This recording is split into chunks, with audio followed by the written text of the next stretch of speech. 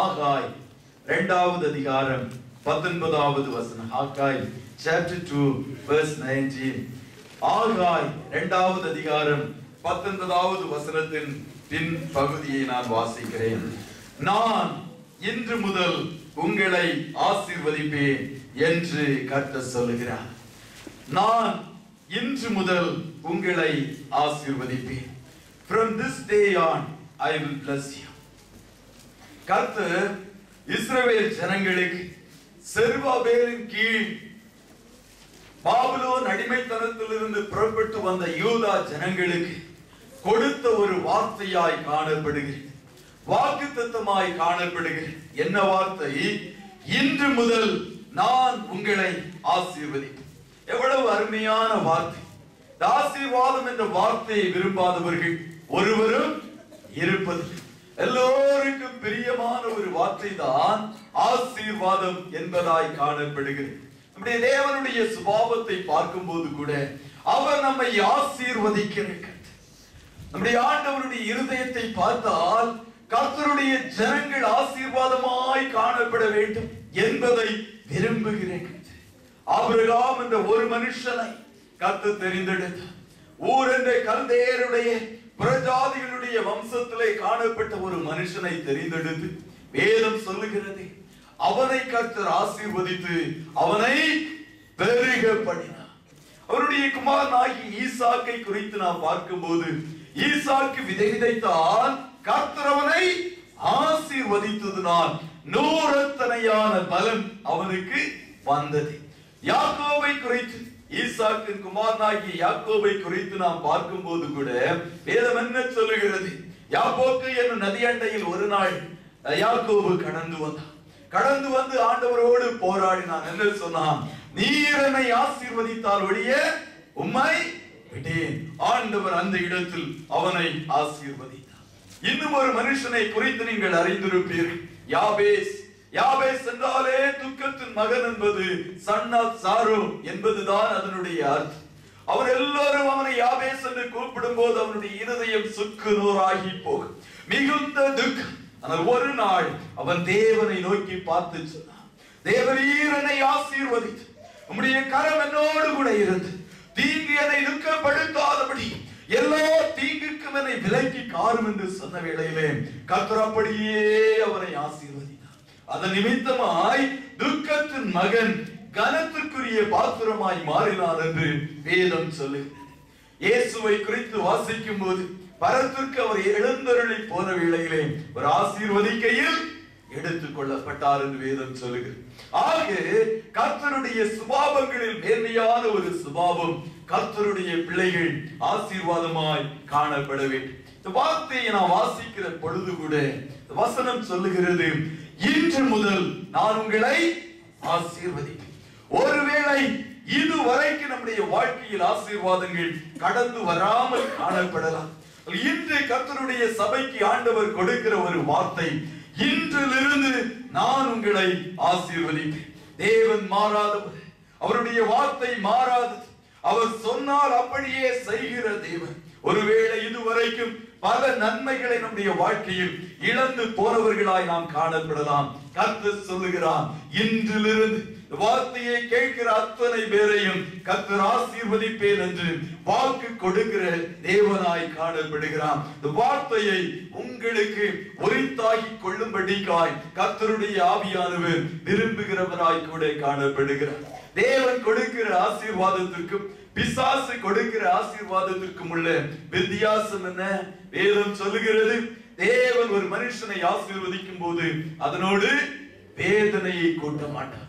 வீட்டை கட்டி கொடுத்தால் வீட்டில் நாம் சமாதானத்தோடு வாசம் பண்ணுவோம், சந்தோஷத்தோடு வாசம் பண்ணுவோம். கர்த்தர் வீட்டை கட்டி கொடுப்பதனால் அந்த வீட்டில் அப்பமும் தண்ணீரும் குறையவே குறையாது. வியாதிகளை விலக்கி போடுவார், சமாதானத்தோடு நாம் காணப்படும்.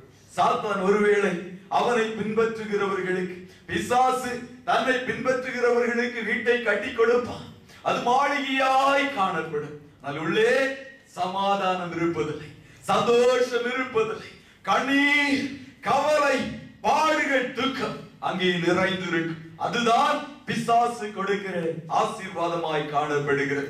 கர்த்தருடைய ஆசீர்வாதம் தான் நம்முடைய வாழ்க்கையில் ஐஸ்வர்யத்தை தரும்.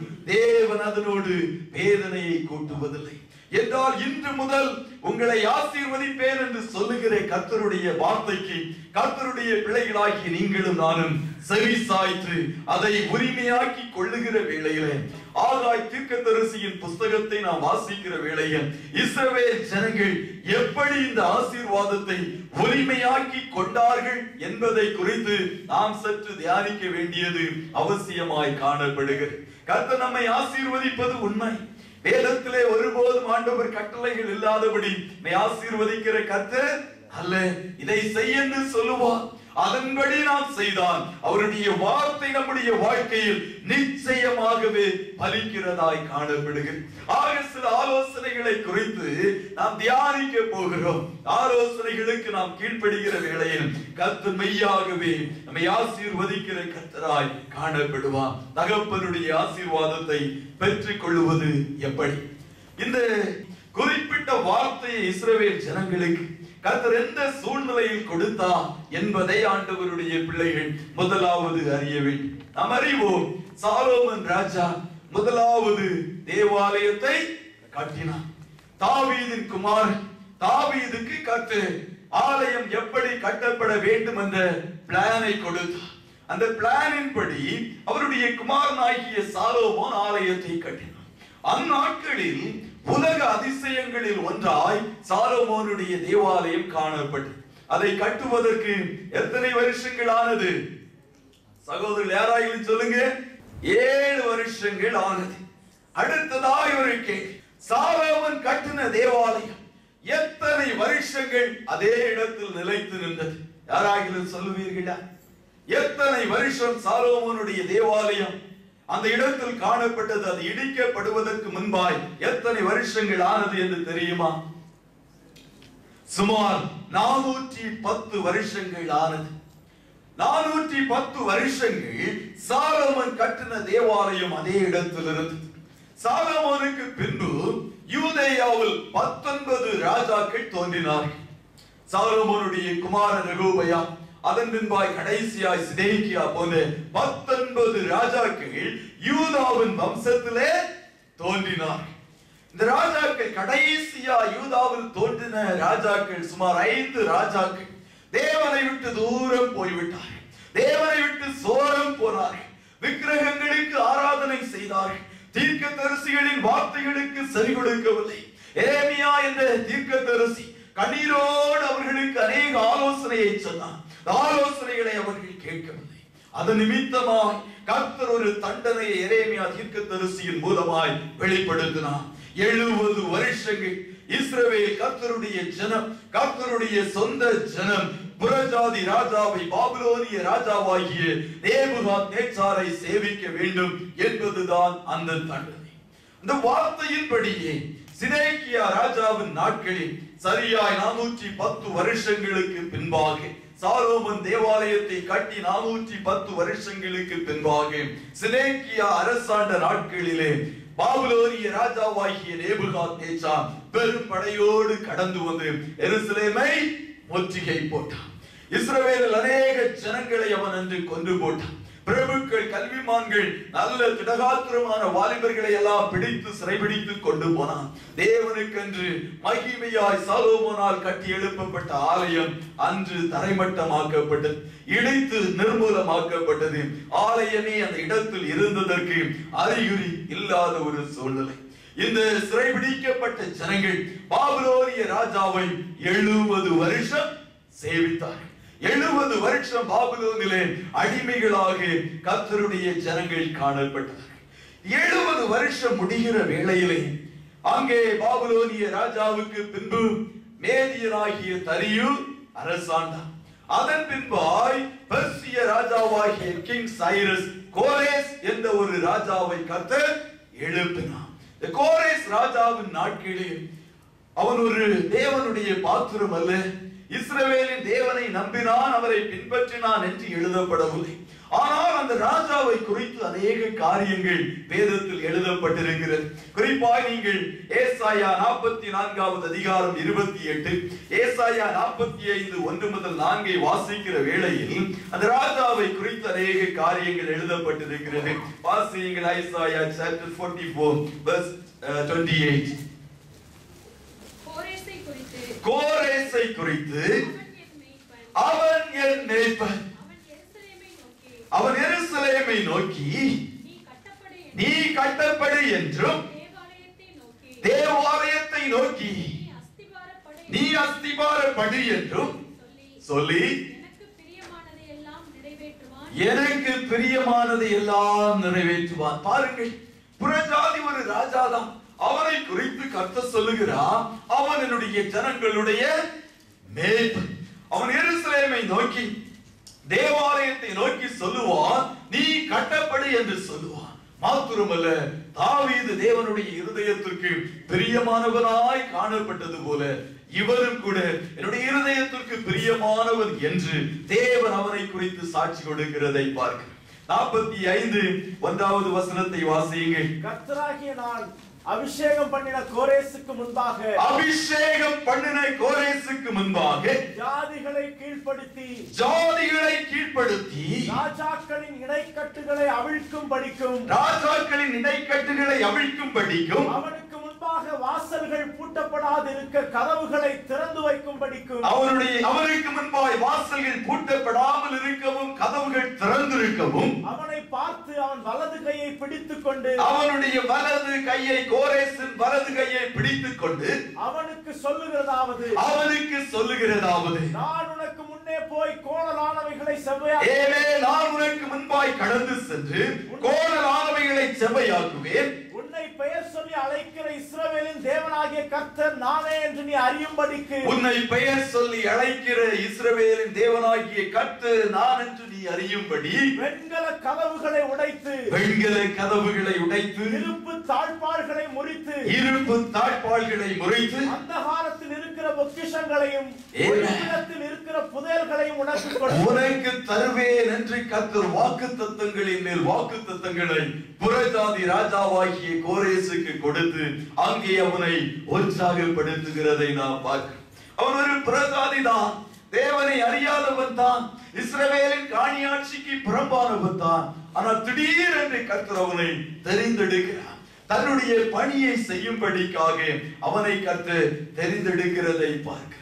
God can use anyone to fulfill his purpose. அவருடைய காரியத்தை செய்வதற்கு யாரையும் கர்த்தர் தெரிந்தெடுக்கிற தேவனாய் காணப்படுகிறார். கோரேசை தெரிந்தெடுத்தவுடன் அவனுடைய இருதயத்திற்குள்ளாக ஒரு ஏவுதல் வந்தவுடன் தன்னுடைய ராஜ்யம் முழுவதும் காணப்படுகிற யூதேயா ஜனங்கள், சிறைபிடிக்கப்பட்ட ஜனங்கள் 70 வருஷம் அவர்கள் பருகி பெருகி ஆயிற்று. அந்த ஜனங்களுக்கு எல்லாம் ஒரு கடிதத்தை, ஒரு பெரிய விளம்பரத்தை அவன் செய்தான் என்று நீங்கள் 2 நாளாகவும் 36வது அதிகாரம் 22 23வது வசனங்கள், எஸ்ரா 1வது அதிகாரம் 1 முதல் 4 வசனங்களை வாசிக்கிற வேளையிலே அங்கே எழுதப்பட்டிருக்கிறது. 2 வசனங்களை வாசிப்போம். 2 நாளாகவும் 36 22 23. 2 Chronicles chapter 36 verses 22 and 23. எரேமியாவின் வாயினாலே கர்த்தர் சொன்ன வார்த்தை நிறைவேறும்படி பெர்சியாவின் ராஜாவாகிய கோரேசின் முதலாம் வருஷத்திலே கோரேசின் ஆவியை கர்த்தர் ஏவினதினாலே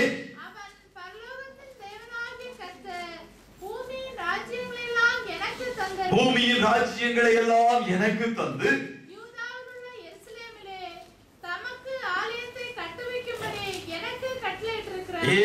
எருசலேமில் ஆலயத்தை கட்டும்படி எனக்கு அவர் கட்டளையிட்டிருக்கிறார் என்று சொன்னது மாத்திரமல்ல, ஆலயம் 60 முழம் உயரமும் 60 முழம் அகலமுமாய் காணப்பட வேண்டும். அதை கட்டுவதற்குரிய செலவுகளை இஸ்ரவேல் ஜனங்களுடைய தேசத்தில் காணப்படுகிற ஜனங்கள் ஆகிய நீங்கள் கொடுப்பது மாத்திரமல்ல, நானும் அதற்குரிய தேவைகளை எல்லாம் சந்திக்கும்படி பொன்னையும் பொருளையும் தருகிறேன் என்று சொல்லி, யார் உங்களுக்குள்ளாக எழுப்புதல் அடைந்து இருக்கிற வருகிறானோ அவன் கர்த்தருடைய ஆலயத்தை கட்டும்படி கடந்து செல்ல கடவன் என்று அவன் ஒரு விளம்பரத்தை தன்னுடைய தேசம் முழுவதும் செய்தியை அனுப்புகிறவனாய் காணப்பட்டான். இந்த வேளையில் தான் செருபாபேல் இருதயத்தை கர்த்தர் எழுப்பினார். அவன் ஒரு பிரபு. செருபாபேல் என்றால் the meaning of the name begotten of Babylon. பாபிலோனில் பிறந்த ஒரு குமார். அவனுடைய ஆவியை கர்த்தர் எழுப்புகிறவராய் காணப்பட்டார். அவன் உற்சாகம் அடைந்தான். அவனோடு கூட பிரதான ஆசாரியனாகிய யோசுவாவின் ஆவியை கர்த்தர் எழுப்பினார். அவனோடு சில ஜனங்களுடைய ஆவியை கர்த்தர் எழுப்பினார். உடனடியாய் ராஜாவின் கட்டளையை பெற்றுக் கொண்ட ஜனம் ஒரு நாளையும் அவர்கள் வீணடிக்கவில்லை. துரிதமாய் வைராக்கியமாய் கர்த்தருடைய ஆலயத்தை கட்டும்படி, நேபுகாத்நேச்சாரால் 70 வருஷத்திற்கு முன்பு இடிக்கப்பட்ட தேவாலயத்தை கட்டும்படி அவர்கள் எருசலேமை நோக்கி ராஜாவின் அதிகாரத்தோடு கூட கடந்து வருகிறவர்களாய் காணப்பட்டார்கள். ஒரு பெரிய வைராக்கியம் அவர்களுக்காய் காணப்பட்டு இடிக்கப்பட்ட ஆலயத்தை கட்டி எழுப்ப வேண்டும் என்பதுதான் அந்த வைராக்கியம். துரிதமாய் எருசலேமில் வந்து சேர்ந்து எருசலேம் தேவாலயத்தை கட்ட துவங்கினார்கள். 2 வருஷங்களுக்குள்ளாகவே தேவாலயத்தின் அஸ்திபாரத்தை எல்லாம் கட்டி முடிக்கிறவர்களாய் காணப்பட்டார். ஒரு பெரிய ப்ராஜெக்டை செய்கிறவர்களால் செருபாபேலின் தலைமையின் கீழ் காரியங்கள் நடந்து இருந்தது. கர்த்தர் அவர்களோடு கூட இருந்தார்.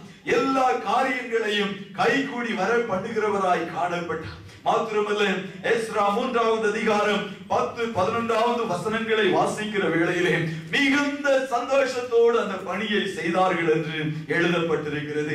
வாசியுங்கள் அந்த 2 வசனங்களை. சிற்ப ஆசாரிகள் கர்த்தருடைய ஆலயத்திற்கு அஸ்திவாரம் போடுகிற போது வாசிங்க.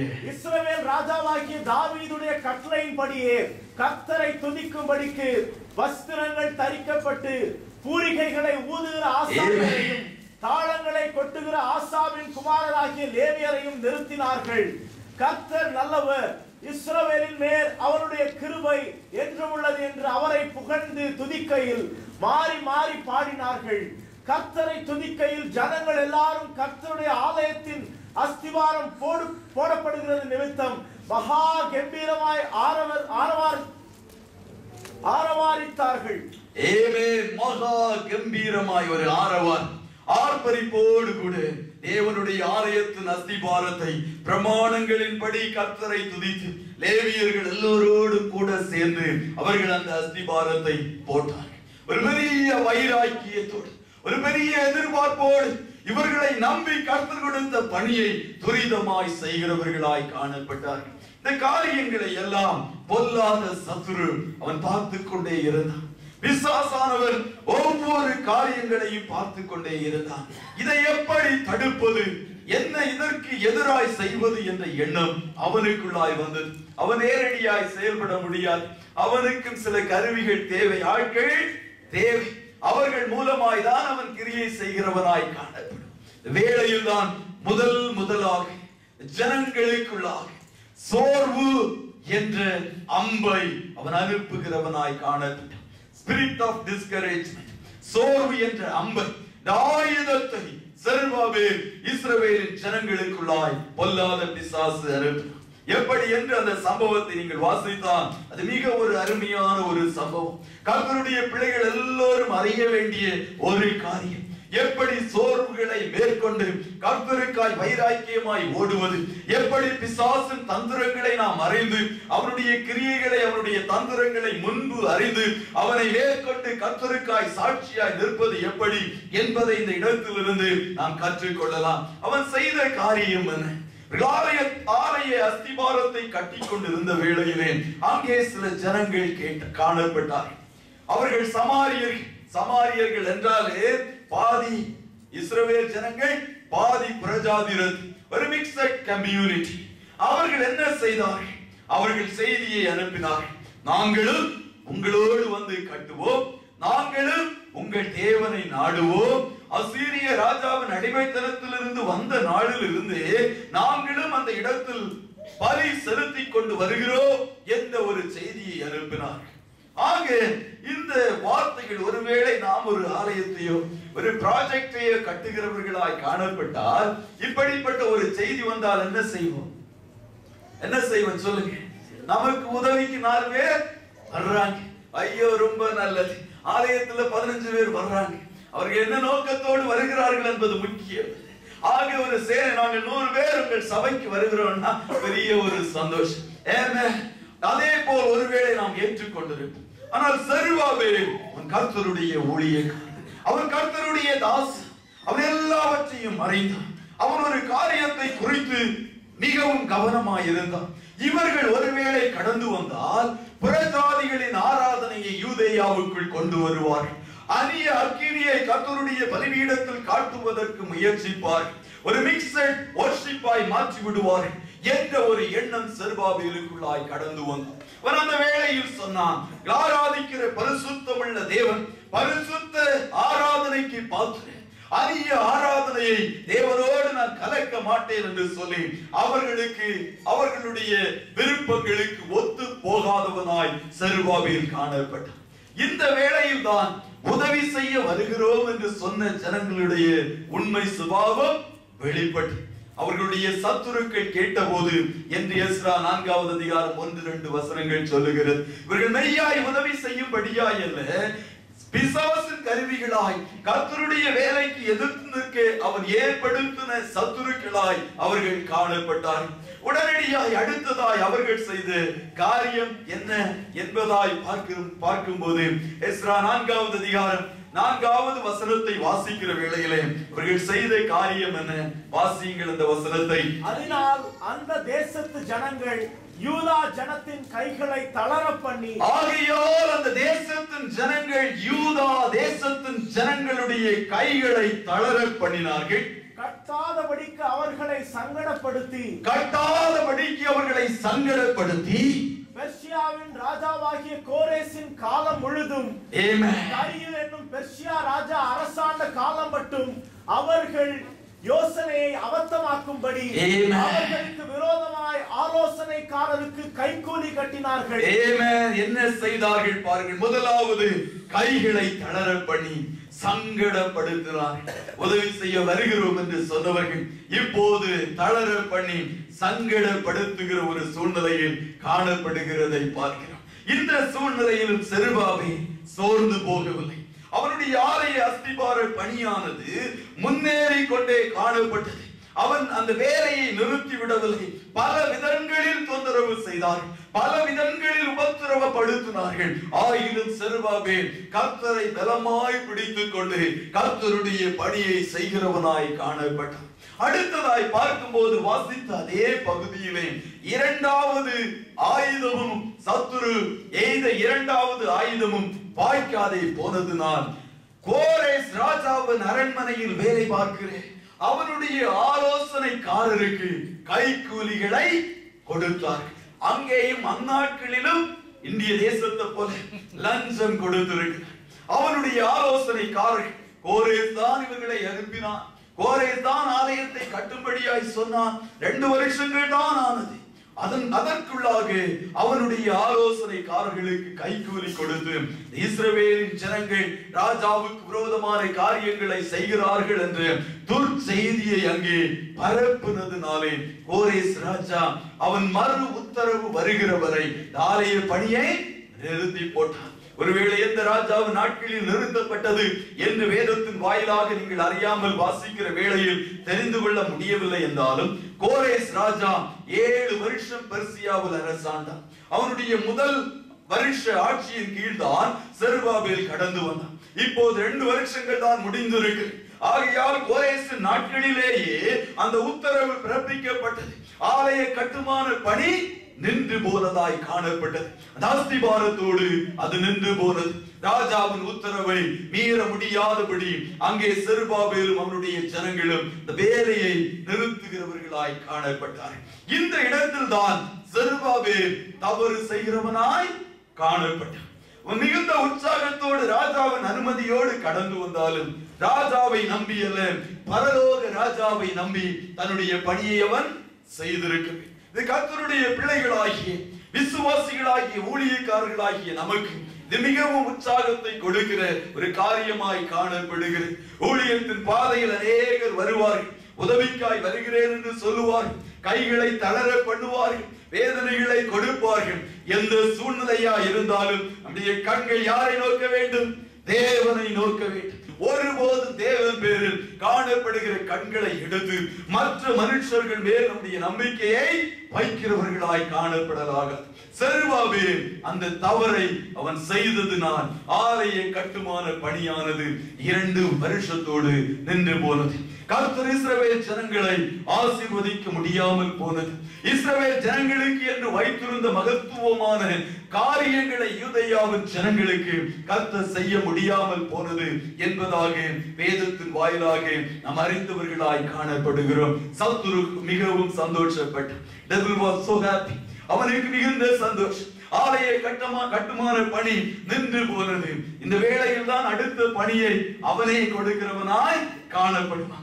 எப்போது நாம் ஆண்டவருடைய பணியை நிறுத்துகிறோமோ, கர்த்தருடைய காரியங்களில் காணப்படுகிற தரிசனத்தை நாம் இழக்கிறவர்களாய் காணப்படுகிறோமோ, வேறு ஒரு தரிசனத்தை உடனடியாய் பொல்லாத பிசாசு கொடுக்கிறவனாய் காணப்படுவான். மிகவும் ஜாக்கிரதையாய் கர்த்தருடைய பிள்ளைகள் காணப்பட வேண்டும்.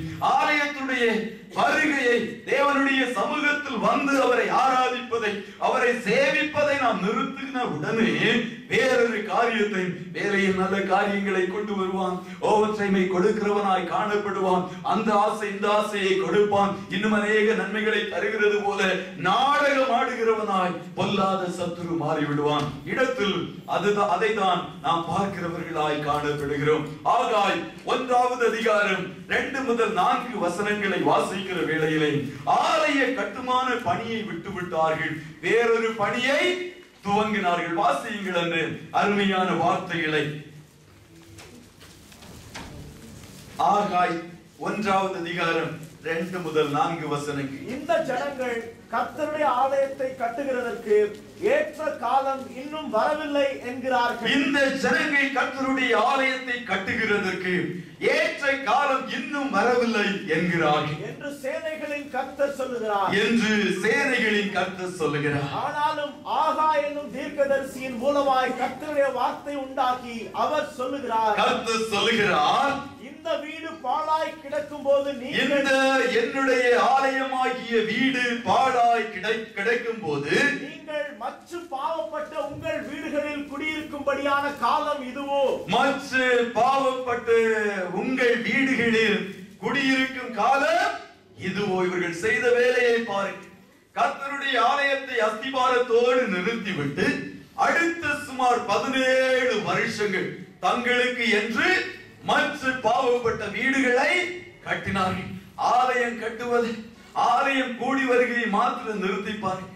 சத்துருவங்களுக்கு அரண்மனையே கட்டி கொடுத்துருவான். ஆமென். யாருக்கெல்லாம் அரண்மனை வேண்டும் நாட்கள்? ஆமென். கர்த்தரை சேவிப்பதை நிறுத்தினால் உடனடியாய் அவன் அரண்மனையை கட்டி கொடுக்க, ஆலயம் கட்டுவதை நிறுத்தினார்கள். மற்ற பாவப்பட்ட மாடி வீடுகளை கட்டி கொடுக்கும்படியாய் துவங்கினார். அதிலே அவர்களுடைய எண்ணம் முழுவதும் காணப்பட்டது. 1-2 நாட்கள் அல்ல, தேவனுடைய சித்தத்தை செய்யாதபடி சுமார் 17 வருஷங்கள் செருபாபேல், யோசுவா என்ற பிரதான ஆசாரியர் யூதேயா ஜனங்களை கர்த்தருடைய சித்தத்தில் இருந்து பிரித்து விடுகிறவனாய் காணப்பட்டான். ஆணி அடிப்பதற்கு இடம் கொடுத்தார், அப்படியே உங்களை அபகரிக்கிறவனாய் காணப்பட்டான். ஆணி அடிப்பதற்கு இடம் கொடுத்தால் கருவாட்டை கொண்டு தொங்கவிட்டு முழுவதுமாய் நாரடித்து விடுகிறவனாய் காணப்படுவான். கொஞ்சம் தான் கண்களை எடுத்தார்கள். ஆலய கட்டுமான காரியங்களில் இருந்து கொஞ்சம் கண்ணை எடுத்தார்கள். அவ்வளவுதான். வீடு வாசல்களை கட்டி கொடுத்தான், நிலங்களை வாங்கும்படியாய் செய்தான், இன்னும் ஏராளமான ஆடு மாடுகளை சேகரிக்கும்படியாய் செய்தான், அதிலேயே மூழ்கி போகும்படியாய் செய்தான். இவன் தான் பொல்லாத சத்துரு. நகோமி அவளுடைய புருஷனாகிய எலிமெலேக் மோவாப் தேசத்தில் பஞ்சத்திற்கு போய்விட்டு திரும்பி வந்து விடலாம் என்றுதான் கடந்து சென்றார்கள். சுமார் 10 வருஷங்களுக்கு மேல் மோவாபின் அடிமைத்தனத்தில் பாவத்திற்குள்ளாய் அவர்களை வைத்து எலிமெலேக் அவனுடைய 2 குமாரர்கள் மரிக்கிற மட்டும் மோவாபிலே அப்படியே மதிமறக்கும்படி செய்தவன் தான் பொல்லாத சத்துரு. ஆகையால்தான் அன்பு சபையே, ஆண்டவருக்கு நேராய் ஓடுகிறவர்களாய் நீங்கள் காணப்பட்டார். கர்த்தருடைய ஆலயத்திற்கு நேராய் ஓடுகிறவர்களாய், அவருடைய சமூகத்தை வாஞ்சிக்கிறவர்களாய் காணப்பட்டார். இன்னும் அதிகமாய் வாஞ்சி ஆண்டவர் பேரில் கொண்ட அன்பு அனுதினமும் கூடிக்கொண்டே இருக்க வேண்டுமே ஒழிய கொஞ்சம் குறையுமே என்றால், உங்கள் குடும்பத்திலோ உங்கள் பிள்ளைகளுடைய வாழ்க்கையிலோ ஆண்டவரை தேடுகிற காரியங்களில் சற்று குறைவு வருமே என்றால், அதையே கருவியாய் பயன்படுத்தி உலகத்தையே கொடுத்து அக்கினி கடலுக்கு நேராக இழுத்துக் கொண்டு சென்று விடுவார் என்பதை ஒருபோது மறந்து போய்விடாது. செருபாபேல் அவருடைய கூட்டம் சுமார் 17 வருஷங்கள் கர்த்தரையும் கர்த்தர் அவர்களுக்கு கொடுத்து ஆலயத்தை கட்ட வேண்டும் என்ற விலையேற பெற்ற தரிசனத்தையும் இழந்து போய் சத்துருவுக்கு ஊழியம் செய்கிறவர்களாய், தங்களுக்கு என்று காரியங்களை சேகரிக்கிறவர்களாய் காணப்பட்டார். இவை எல்லாவற்றையும் பூமி எங்கும் உலாவுகிற கர்த்தருடைய கண்கள் கவனித்துக் கொண்டே அவருடைய இருதயத்திற்குள்ளாய் மிகுந்த வேதனை. இந்த ஜனத்திற்கு நான் தரிசனத்தை கொடுத்தேன். கர்த்தர் ஒரு மனுஷனுக்கு தரிசனத்தை கொடுப்பார் என்றால் அந்த தரிசனத்தை அவனுக்கு மாத்திரம்தான் கொடுப்பார். ஆகையாதான் நான் அடிக்கடி நினைப்பது உண்டு. 92வது வருஷம் இடத்தில் ஒரு கன்வென்ஷனில் காணப்படும் போது கர்த்தர் சொன்னார், தேவே கர்த்தர் உனக்கு சபை தரிசனத்தை கொடுக்கிறார். நாட்களில் நான் காருண்யாவில் வேலை பார்த்து கொண்டிருந்தேன். சம்பந்தமே இல்லாத ஒரு நாட்கள், ஆனால் கிருபையாய் கர்த்தர் கொண்டு இடத்தில் நிறுத்தினதை பார்க்கும் போது மிகுந்த ஆச்சரியம்.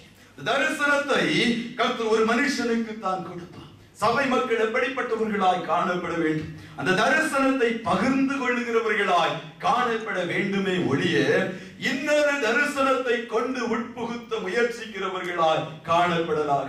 கர்த்தர் கொடுத்த தரிசனத்தை தாங்குகிற நெகேமியா அலங்கத்தை கட்டினான். அவனுக்கு தோள் கொடுக்கிற ஜனங்கள் அவரோடு கூட நின்றார்கள். அதுதான் கர்த்தருக்கு பிரியமானது.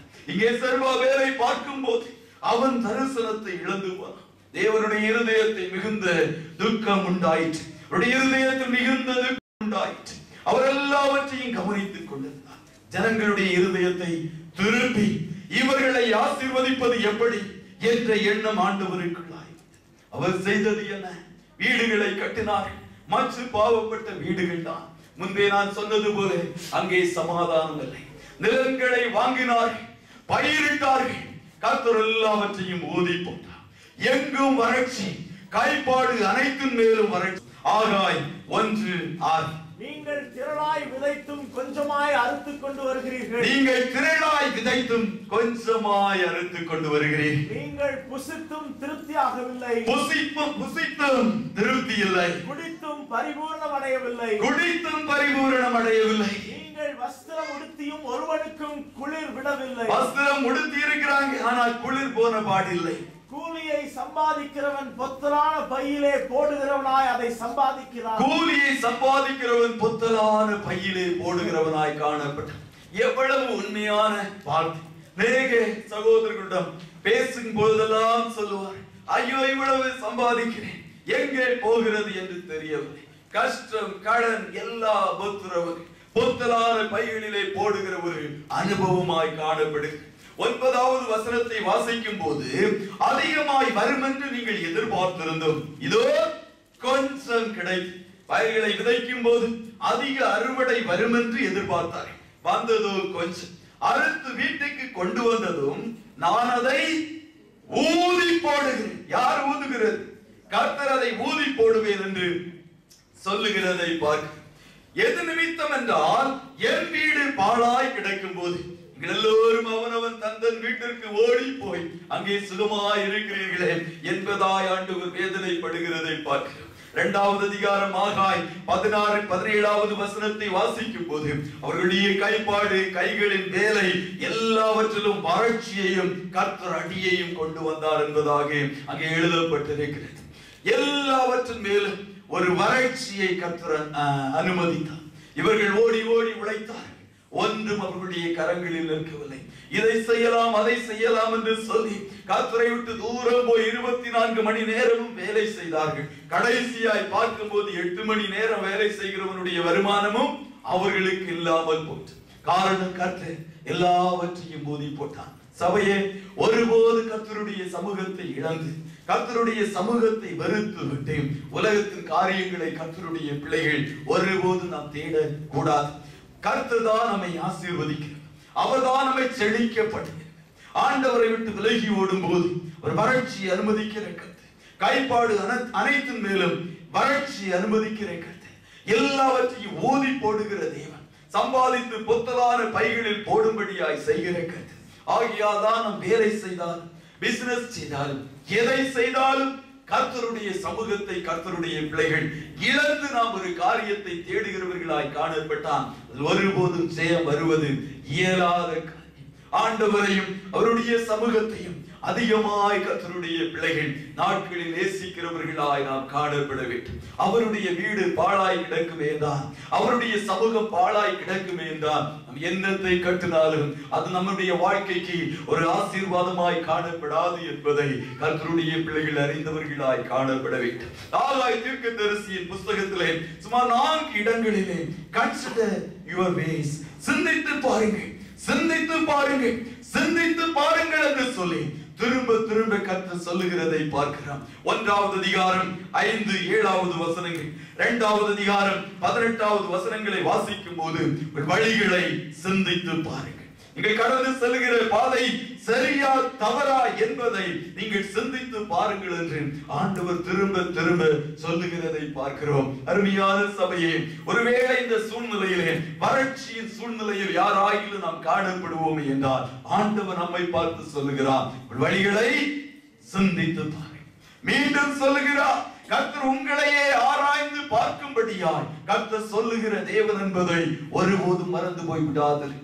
உங்கள் வழிகளை நீங்கள் சிந்தித்து பாருங்கள், உங்கள் வழிகளை சிந்தித்து பாருங்கள் என்று ஆண்டவர் ஜனங்களோடு சொல்லுகிறதை நாம் பார்க்கிறோம். இந்த வேளையில் தான் ஆண்டவர் இந்த வறட்சி மாற வேண்டும் என்றால், தரித்திரம் மாற வேண்டும் என்றால் நீங்கள் என்னத்தை செய்ய வேண்டும் என்ற ஒரு ஆலோசனையை தன்னுடைய ஊழியக்காரன் மூலம் அனுப்பினார்.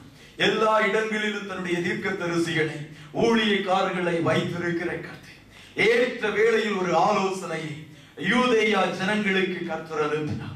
அவர்கள் ஆசீர்வாதமாய் காணப்பட வேண்டும் என்றார், இன்று முதல் கர்த்தர் உங்களை ஆசீர்வதிக்க வேண்டும் என்றால் செய்ய வேண்டிய காரியம் என்ன என்ற ஒரு ஆலோசனையை கர்த்தர் அனுப்புகிறதை பார்க்கிறோம். 1:8 நீங்கள் மலையின் மேல் ஏறி போய் மரங்களை வெட்டி கொண்டு வந்து ஆலயத்தை கட்டுங்கள், அதன் பேரில் நான் பிரியமாயிருப்பேன், அதனால் என் மகிமை விளங்கும் என்று சொல்லி கர்த்தர் சொல்லுகிறார். எவ்வளவு ஒரு நல்ல ஆலோசனை! யூதேயா ஜனங்கள் செருபாபேலின் கீழ் தலைமையின் கீழ் வந்த ஜனங்களை பார்த்து ஆண்டவர் சொல்லுகிறார், மலைக்கு நேராய் நீங்கள் ஏறி. கர்த்தருடைய பிள்ளைகளுடைய கண்கள் போதும் ஒரு மலையின் அனுபவத்திலே காணப்பட வேண்டும். மலை என்றாலே தேவனுடைய பிரசன்னத்தை குறிக்கிறது, மலை என்றாலே மேலானவைகளை நாடுகிறதை குறிக்கிறது, மலை என்றாலே ஆண்டவர் தங்குகிற வாசஸ்தலத்தை குறிக்கிறதாய் காணப்படுகிறது. வேதத்திலே அநேக இடங்களிலே நாம் வாசிக்கலாம். ஆதியாகமம் 12வது அதிகாரம் 8வது வசனம், Genesis chapter 12 verse 8, மலைக்கு போய் அங்கே பலிபீடம் கட்டி அங்கே ஆபிரகாம் தொழுது கொள்ளுகிறதை பார்க்கிறோம். யாத்ராகமம் 3:2, Exodus chapter 3 verse 2, ஓரேப் என்னும் பர்வதத்திலே மோசேயை ஆண்டவர் சந்தித்த வேளையில் சொன்னார், இந்த பர்வதத்தில் நீங்கள் வந்து எனக்கு ஆராதனை செய்வீர்கள். Exodus 19:18, சீனாய் மலையின் மேல் கர்த்தர் இறங்கினார், அங்கே அந்த மலை முழுவதும் அக்கினி புகைக்காடாய் காணப்பட்டது. மோசே கர்த்தருடைய சமூகத்திலே காணப்பட்டான். மலை என்பது ஒரு உன்னதங்களுக்குரிய ஒரு அனுபவமாய் காணப்படுகிறது, ஒரு ஜெப ஜீவியத்தின் அனுபவமாய் காணப்படுகிறது. மலை என்பது கர்த்தருடைய சமூகத்தை குறிக்கிறதாய் காணப்படுகிறது. ஆக இப்படிப்பட்ட காரியங்களை நீங்கள் செய்தால் அதன் மேல் நான் பிரியமாயிருப்பேன் என்று ஆண்டவர் அங்கே சொல்லுகிறதை பார்க்கிறோம்.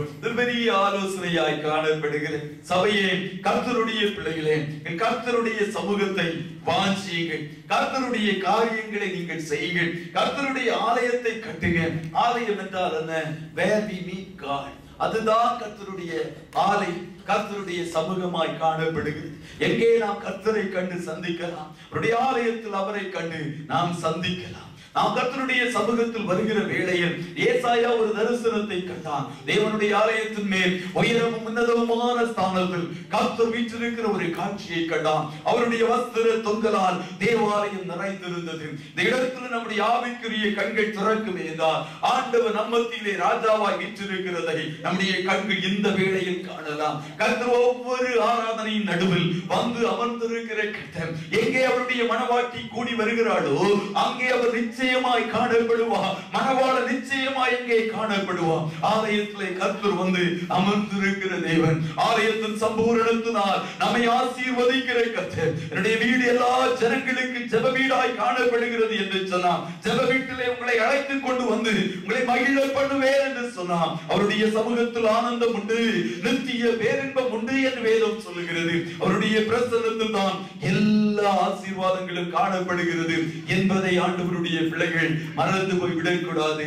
மலை மேல் ஏறுங்கள், மரங்களை வெட்டுங்கள், ஆலயத்தை கட்டுங்கள், அதன் மேல் நான் பிரியமாய் காணப்படுவேன் என்று ஆண்டவர் அங்கே ஒரு ஆலோசனை கொடுக்கிறதை பார்க்கிறோம். அது மாத்திரமல்ல, செருபாபேலையும் யோசுவாவையும் இஸ்ரவேல் ஜனங்களையும் அங்கே தேவன் உற்சாகப்படுத்துகிறதை கூட வேதத்தின் வாயிலாய் நாம் பார்க்கலாம்.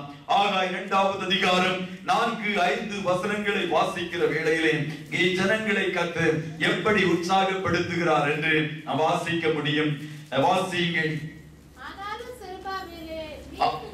ஆனாலும் செருபாபேலே நீ திடன் கொள் என்று கர்த்தர் சொல்லுகிறார். யோசுவா என்னும் பிரதான ஆசாரியனே நீ திடன் கொள். தேசத்தின் எல்லா ஜனங்களே நீங்கள் திடன் கொள்ளுங்கள், வேலையை நடத்துங்கள் என்று கர்த்தர் சொல்லுகிறார். நான் உங்களுடனே இருக்கிறேன் என்று சேனைகளின் கர்த்தர் சொல்லுகிறார். எவ்வளவு அருமையான ஒரு வார்த்தை. பிசாசு எப்போது நம்மை டிஸ்கரேஜ் பண்ணிக்கொண்டே இருக்கும், ஆனால் கர்த்தர் எப்போது நம்மை உற்சாகப்படுத்துகிறது. அன்று எலியா ஒரு சூரை செடியின் கீழ் படுத்துக் கொண்டு சோர்ந்து போய் காணப்பட்டார். ஆண்டவர் தன்னுடைய தூதனை அனுப்பி உணவை அனுப்பி அவனை உற்சாகப்படுத்தினார் என்று வேதம் சொல்லுகிறார். தேவனுடைய சுபாவமே நம்மை உற்சாகப்படுத்துகிற கர்த்தர். எப்போது சோர்வு நம்முடைய வாழ்க்கையில் எப்போதெல்லாம் வருகிறதோ அப்போதெல்லாம் கர்த்தருடைய பிள்ளைகளை அவர் உற்சாகப்படுத்துகிறது. இங்கே செருபாபேலை பார்த்து சொல்லுகிறான், செருபாபேலே இத்துடன் செருபாபேல் be strong, நீ சோர்ந்து போகாதே, உன்னுடைய பலத்தை இழந்து போகாதே. அருமையான சபையே, சோர்ந்து போனவர்களா யாராகிலும் ஆண்டவருடைய சமூகத்திலே இப்போது காணப்படுகிறீர்களா? கர்த்தர் உங்களை பார்த்து சொல்லுகிறார், திடன் கொள்ளுங்கள், பலன் கொள்ளுங்கள், be strong in the Lord. ஒருபோதும் சோர்ந்து போய் விடாதீர்கள். இன்னும் உற்சாகமாய் கர்த்தரை சேவியுங்கள், உற்சாகமாய் கர்த்தருக்கு ஊழியம் செய்யுங்கள், உற்சாகமாய் அவருடைய சமூகத்தை நாடுகிறவர்களாய் காணப்படுங்க. சத்துரு உங்கள் வாழ்க்கையில் கொண்டு வந்திருக்கிற சோர்வுகளை எண்ணி சோர்வுகளின் நிமித்தமாய் ஆண்டவருடைய சமூகத்தை விட்டு ஒருபோது கர்த்தருடைய பிள்ளைகள் ஓடிவிடலாகாது. மாறாய் ஆண்டவர் சொல்லுகிறார், உற்சாகப்படுங்கள். காரணம் என்ன? நான் உங்களோடு இருக்கிறேன். எவ்வளவு ஒரு அருமையான வார்த்தை. கர்த்தர் சொல்லுகிறார், நான் உங்களோடு கூட இருக்கிறேன், உங்கள் மத்தியில் நான் இருக்கிறேன். அது மாத்திரமல்ல, அடுத்த வசனத்தை வாசிக்கிற வேளையிலே என் ஆவியானவரும் உங்கள் நடுவில் நிலை கொண்டிருப்பான், பயப்படாதீர்கள் என்று 5வது வசனத்தின் பின்பகுதி சொல்லுகிறதை பார்க்கிறோம். இயேசு நம்மத்தியில் இருக்கிறார், ஆவியானவர் நம்மத்தியிலே நிலை கொண்டிருப்பார் என்பதாக அங்கே எழுதப்பட்டிருக்கிறதை பார்க்கிறோம். எப்போதெல்லாம் கர்த்தருடைய பிள்ளைகள் அவருடைய சமூகத்தில் வருகிறீர்களோ, எப்போதெல்லாம் அவருடைய முகத்தை நாடுகிறீர்களோ, நான் சொன்னது போல இயேசு நம்மத்தியிலே அவர் வீற்றிருக்கிற கர்த்தர், ஆவியானவர் நம்மத்தியிலே நிலை கொண்டிருக்கிற தேவன் என்று வேதம் சொல்லுகிறது. இயேசுவும் ஆவியானவரும் நம்மத்தியில் இருப்பார்களே என்றார், சத்ருவின் அத்தனை திட்டங்களை நம்மால் முறியடிக்க முடியும். நம்முடைய கண்கள் இயேசுவை நோக்கி பார்க்குமே என்றால் பொல்லாங்கனுடைய அக்கினி ஆசுரங்களை இனங்கண்டு அதை மேற்கொள்ளுகிறவர்களாய் கர்த்தருடைய பிள்ளைகளாகிய நாம் காணப்படுவோம். ஒருபோதும் நீங்கள் சோர்ந்து போய் விடலாகாது. கர்த்தருடைய பிள்ளைகள் ஒருபோது நீங்கள் சோர்ந்து போய் விடாதீர்கள், வேலையை நடத்துங்கள் என்று கர்த்தர் சொல்லுகிறார்.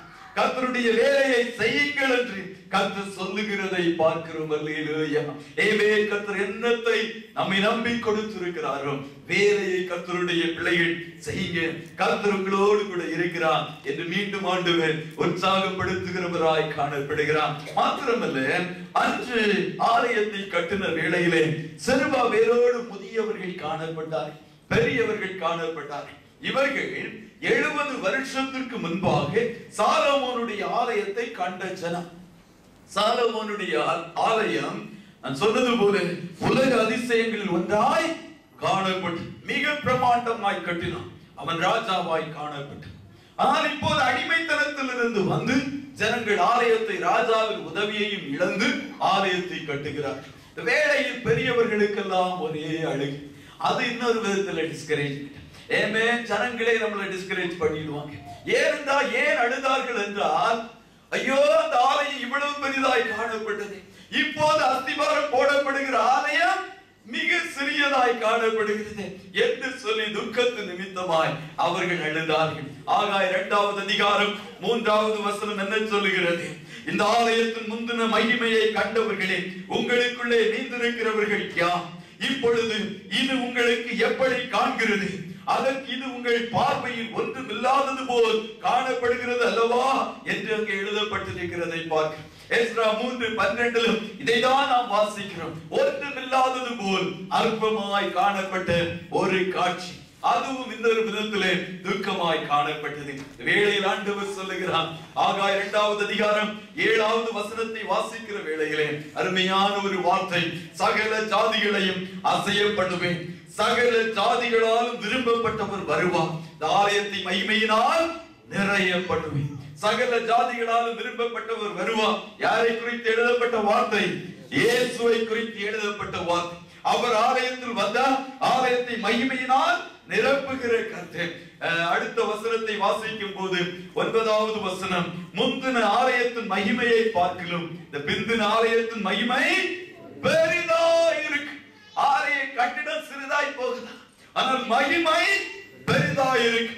50,000 பேர் கூடலாம், ஒருவேளை மகிமையாய் காணப்படலாம். 50 பேர் உண்மையாய் ஆண்டவரை நோக்கி பார்த்தார்.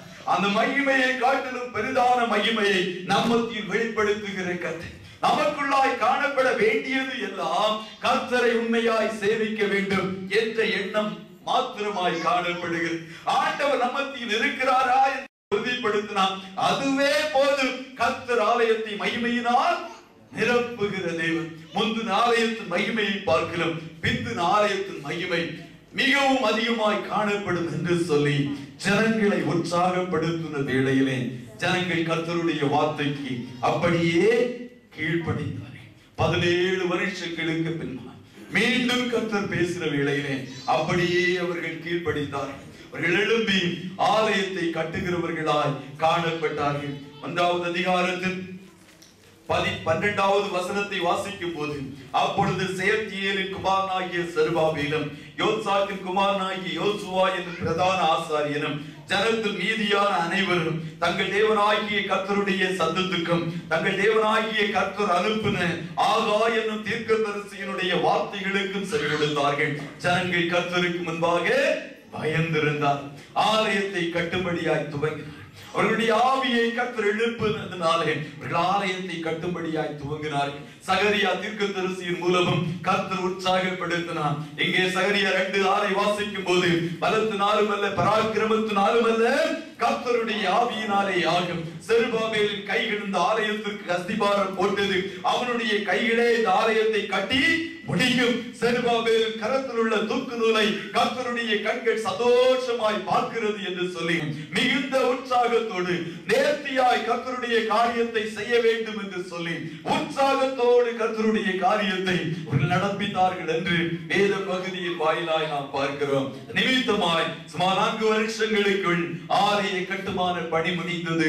அவர்கள் மிகுந்த சந்தோஷத்தோடு கர்த்தரை சேவிக்கிறவர்களாய் காணப்பட்டார்கள். வேளையில் தான் கர்த்தர் கொடுத்த வாக்குத்தத்தம் தான் வாசிக்க கேட்ட வசனம். ஆண்டவர் சொன்னார், இன்று முதல் நான் உங்களை ஆசீர்வதிப்பேன், இன்று முதல் நான் உங்களை ஆசீர்வதிப்பேன். அருமையான சபையே, மலை மேல் ஏறுங்கள், மரங்களை வெட்டுங்கள், ஆலயத்தை கட்டுங்கள். கர்த்தர் அதன் மேல் பிரியமாயிருந்து அதன் நிமித்தம் கர்த்தர் உங்களை ஆசீர்வதிக்கிற தேவன். ஒருபோது கர்த்தருடைய ஆலயத்தை இடிக்கிறவர்களாய் கர்த்தருடைய பிள்ளைகள் காணப்படலாகாது.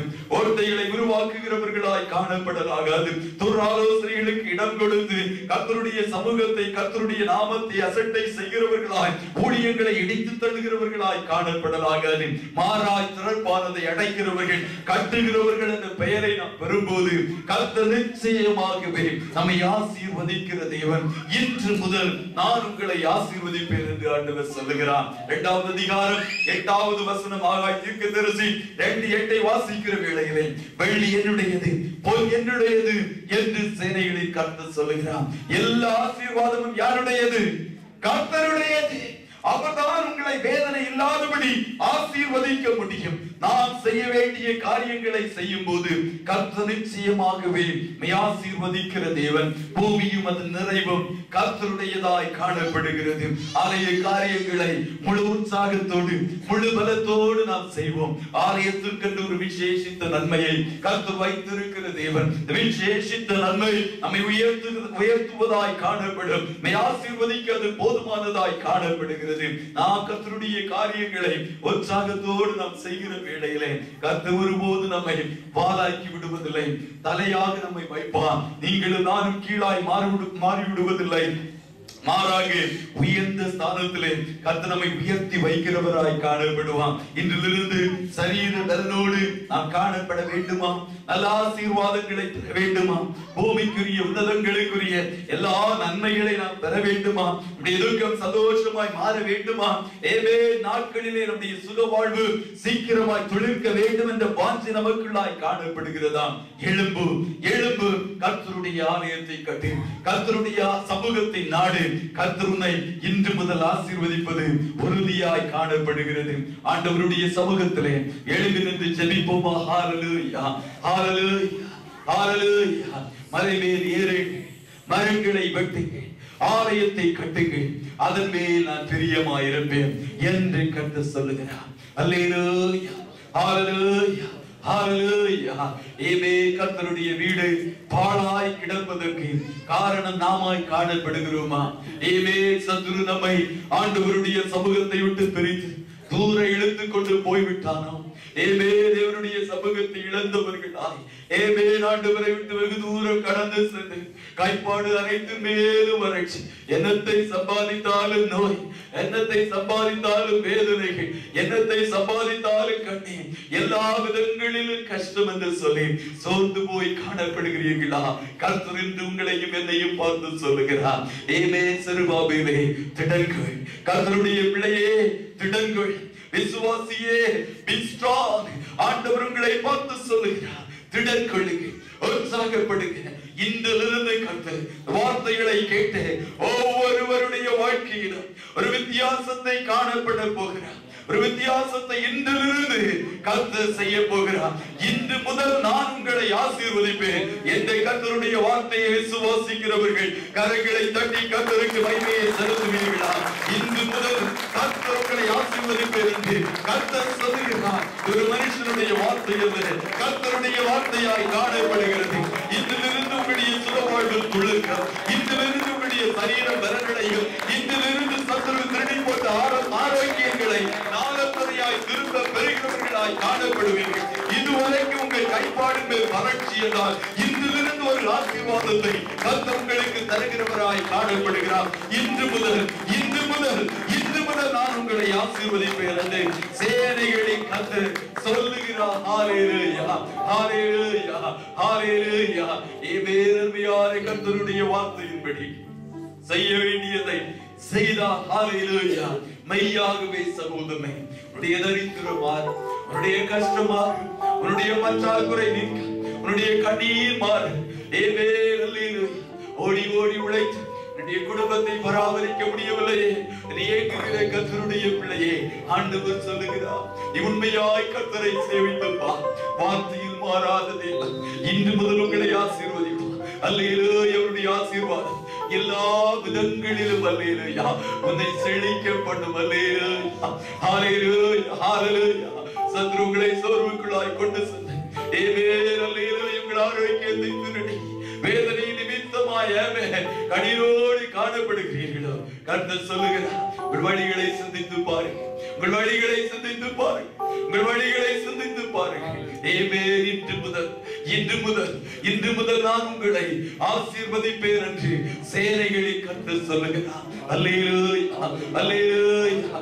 அப்பா, உடைய பிள்ளைகளை இன்று முதல் நீர் ஆசீர்வதிப்பீராக. இன்று முதல் உடைய வார்த்தையை கேட்ட அத்தனை பேர் மேலும் ஒரு விசேஷித்த ஆசீர்வாதம் இறங்குவதாக. ஆண்டவரே, எங்கள் சபை மக்கள் மேல் ஒரு விசேஷித்த ஆசீர்வாதம் இறங்குவதாக. விசேஷித்த நன்மைகள் இறங்குவதாக. உடைய ஆரோக்கியம் உடைய பிள்ளைகளை மூடுவதாக. தரித்திரங்கள் மாறுவதாக. பற்றாக்குறை நீங்குவதாக. கஷ்டங்கள் நீங்கட்டும் ஆண்டவரே. ஒருவரும் ஒருபோதும் கடன் வாங்குகிறவர்களாய் அல்ல, கடன் கொடுக்கிறவர்களாய் மாறட்டும். உம்மால் இதை செய்ய முடியும், உம்மால் செய்ய முடியும், உம்மால் செய்ய முடியும். உடைய பிள்ளைகள் செழித்து வளரட்டும் ஐயா, செழித்து வளரட்டும், செழித்து வளரட்டும். அல்லேலூயா.